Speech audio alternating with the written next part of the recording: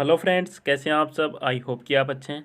जैसा कि आप सबने कल कमेंट किया था कि सर आंसर के साथ क्वेश्चनों को बताइए, तो देखिए दोस्तों, आज मैं आपको जो क्वेश्चन बताऊंगा उनका आंसर भी करवाऊंगा। तो सबसे पहले बता दूं कि यदि आप बीएससी फर्स्ट ईयर के अंदर हैं तो आप अपने चैनल को साइंस फाउंडेशन को सब्सक्राइब कर सकते हैं, क्योंकि यहाँ पर आपको बहुत ही मोस्ट इंपॉर्टेंट क्वेश्चन मिल जाएंगे जिनसे कि आप अपनी बीएससी की एग्ज़ाम होगी उसमें 70% जो मैटर है यहाँ से क्लियर कर सकते हैं। बिल्कुल सही है, 70% मैटर आप क्लियर कर सकते हैं। यदि आप बिल्कुल स्टडी नहीं किए हो तभी भी 70% मैटर बिल्कुल पेपर का क्लियर कर सकते हैं। तो आइए करते हैं इन क्वेश्चनों को हल। मोस्ट इंपॉर्टेंट क्वेश्चन है, अति लघुतरात्मक प्रश्न है, ये है अति लघुतरात्मक प्रश्न।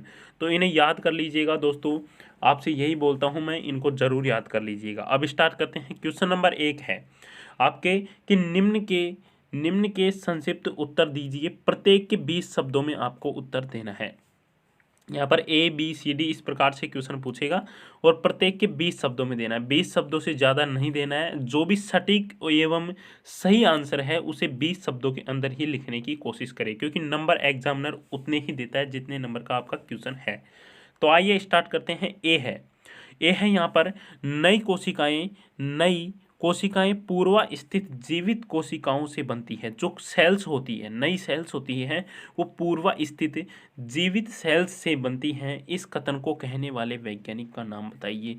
तो उन वैज्ञानिकों का नाम बताइए जिन्होंने सर्वप्रथम यह कहा था कि नई कोशिकाएं पूर्वा स्थित जीवित कोशिकाओं से बनती है।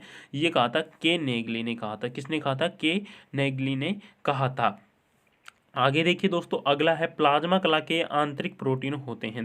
बी जो है यहाँ पर इसे देखिए, प्लाज्मा कला के आंतरिक प्रोटीन खालिस्तान होते हैं। आंतर प्रोटीन इसके बीच में आएगा, आंतर प्रोटीन होते हैं। तो यहाँ पर बन गया कि प्लाज्मा कला के आंतरिक प्रोटीन आंतर प्रोटीन होते हैं। अगला क्वेश्चन है दोस्तों, माइटोकॉन्ड्रिया के F1 कण कहलाते हैं। माइटोकॉन्ड्रिया के जो F1 कण है वो क्या कहलाते हैं? वो कहलाते हैं प्रारंभिक कण कहलाते हैं।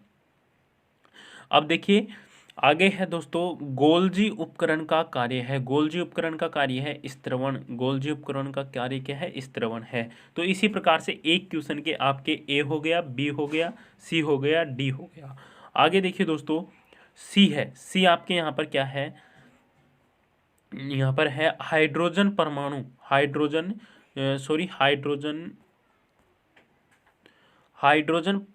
परोक्साइड उपापचय कोशिकांग में होता है, परोक्सीसोम। तो दोस्तों यहाँ पर परोक्सीसोम इसके अंदर आ जाएगा। बहुत ही मोस्ट इंपॉर्टेंट क्वेश्चन है और एक क्वेश्चन मैं आपसे यहाँ पर पूछ रहा हूँ, उसका जवाब आपको कमेंट सेक्शन में देना है कि कोशिका के कोशिकांगों के बारे में बताइए।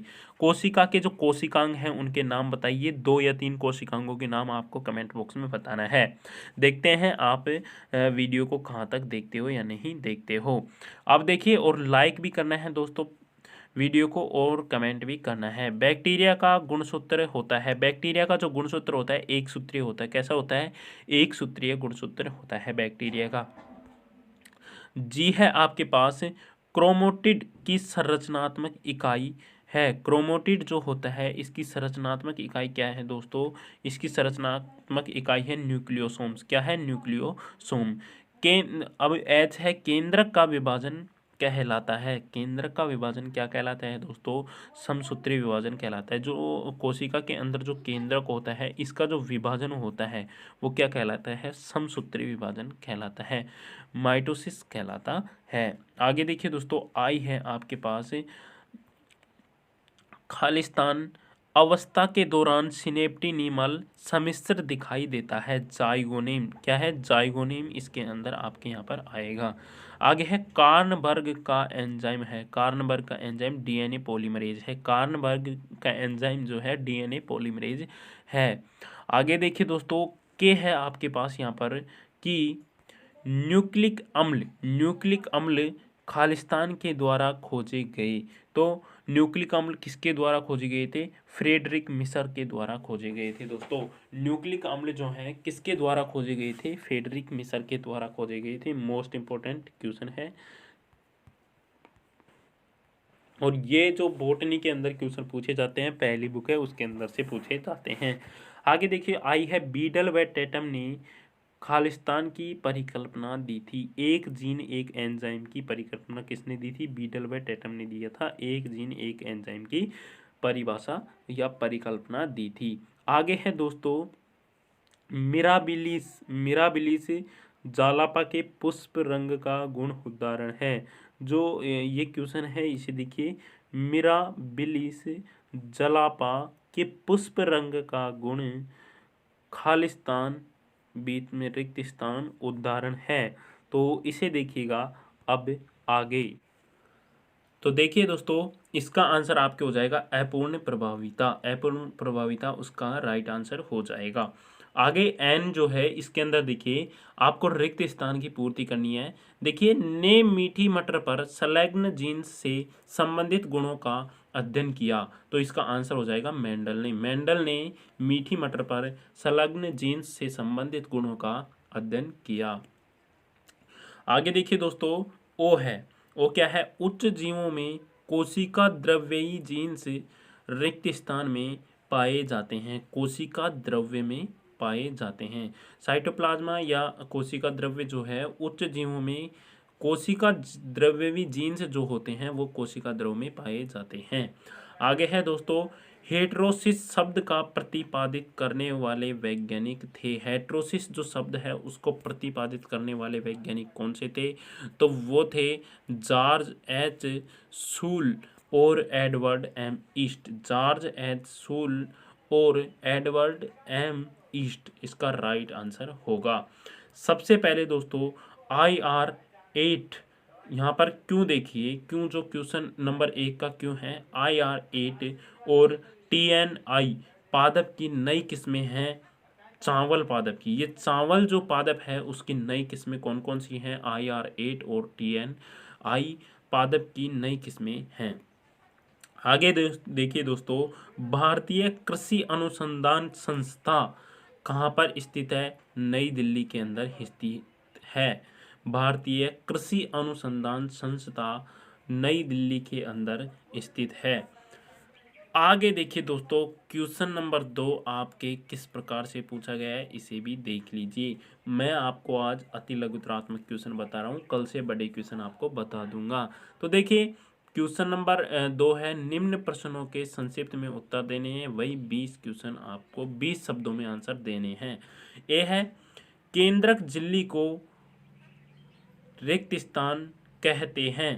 तो केंद्रकीय आवरण, केंद्रक झिल्ली को केंद्रकीय आवरण कहते हैं। और जो कोशिका होती है उसके अंदर जो केंद्रक होता है उसके ऊपर एक केंद्रक झिल्ली होती है, उसे केंद्रकीय आवरण कहते हैं। आगे है पेरोक्सिसोम में कौन सा एंजाइम पाया जाता है? तो देखिए पेरोक्सीडेज, कैटालेज, डी एमिनो अम्ल ऑक्सीडेज, यूरेट ऑक्सीडेज, ये पेरोक्सिसोम में एंजाइम पाए जाते हैं। तो ये मोस्ट है आपके, इसे आपको याद कर लेना है।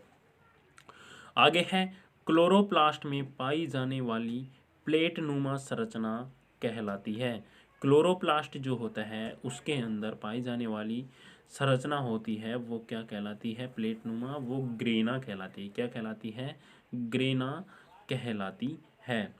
आगे देखिए दोस्तों राइबोसोम संश्लेषण में मुख्य भूमिका निभाते हैं। प्रोटीन संश्लेषण में मुख्य भूमिका कौन निभाते हैं? राइबोसोम निभाते हैं। एक प्रश्न मैं आपसे पूछता हूँ, कमेंट बॉक्स में उसका आंसर देना। दूसरा क्वेश्चन हो जाएगा आपका कि जो डीएनए का पूरा नाम और आरएनए का पूरा नाम आपको बताना है। अब देखिए ई असूत्री विभाजन में पाया जाता है। निम्न श्रेणी के कुछ शैवाल कवक प्रोटोजोआ के अंदर असूत्री विभाजन पाया जाता है। समझ में आ रहा है? असूत्री विभाजन किसके अंदर पाया जाता है? निम्न श्रेणी के कुछ शैवाल कवक एवं प्रोटोजोआ में पाया जाता है। आगे देखिए डीएनए का निर्माण कोशिका चक्र की अवस्था में होता है, एस फेज अवस्था में होता है। डीएनए का निर्माण कोशिका चक्र एस फेज अवस्था में होता है। डीएनए का पूरा नाम आपको मैं बता देता हूँ और आप कमेंट बॉक्स में आरएनए का बताना। डीऑक्सी राइबोज शर्करा आपको पता है किसका होता है, मेरे को ज़रूर आप बताएंगे। आगे देखिए दोस्तों बैक्टीरियल, देखिए बैक्टीरियल सहयुग्मन के प्रयोग किनके द्वारा किए गए थे? अच्छा क्वेश्चन है। टेटम तथा लीडरवर्ग, टेटम तथा लीडर वर्ग के द्वारा किए गए थे। आगे देखिए दोस्तों, अगला है आपके पास कि डीएनए के दो सूत्रों को जोड़ने वाला एंजाइम कहलाता है पॉलीन्यूक्लियोटाइड लाइगेज एंजाइम कहलाता है। पॉलीन्यूक्लियोटाइड लाइगेज एंजाइम कहलाता है। बहुत ही अच्छा क्वेश्चन है। डीएनए के दो, जैसे कि आपने डीएनए श्रृंखला देखी है कुछ इस प्रकार से होती है, तो उसके अंदर जो ये जोड़ने की ये श्रृंखला पाई जाती है, ये क्या कहलाती है? आपसे यही पूछा गया है। ये यहाँ पे और यहाँ पे जो श्रृंखला होती है ये पूछा गया है।